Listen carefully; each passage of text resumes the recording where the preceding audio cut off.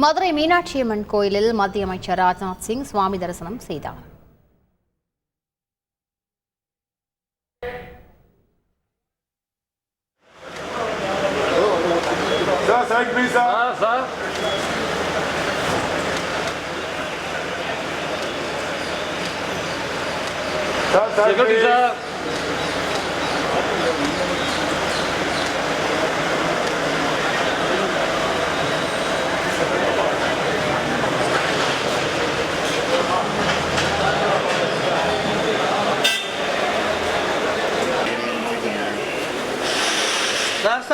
Sir, side please. Sir, please.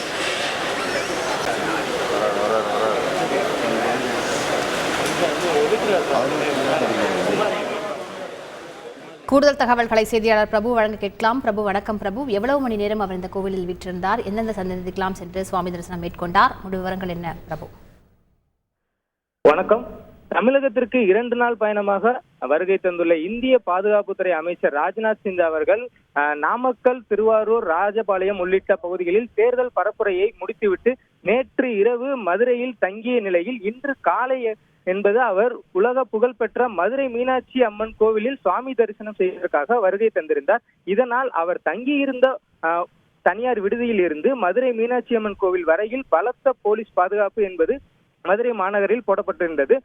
குறிப்பாக மதுரை மாநகர முழுவதும் பாதுகாப்பு பணியில் ஈடுபடுத்தப்பட்டுள்ள போலீசார் தொடர்ந்து பாதுகாப்பு பணியில் ஈடுபட்டிருந்தனர். தொடர்ந்து மீனாட்சி அம்மன் கோவிலுக்கு சுவாமி தரிசனம் மேற்கொண்ட முன்னதாக கோவில் சார்பில் மத்திய அமைச்சர் ராஜ்நாத் சிங்கிற்கு பூரண கும்ப மரியாதை என்பது அளிக்கப்பட்டது. குறிப்பாக மதுரை மீனாட்சி அம்மன் கோவிலில் அம்மனை சுவாமி தரிசனம் செய்வதற்கு முன்பாக அங்குள்ள முக்கூரணி விநாயகரை தரிசனம் செய்துவிட்டு மீனாட்சி அம்மனையும் சுவாமியையும் தரிசனம் செய்தார்.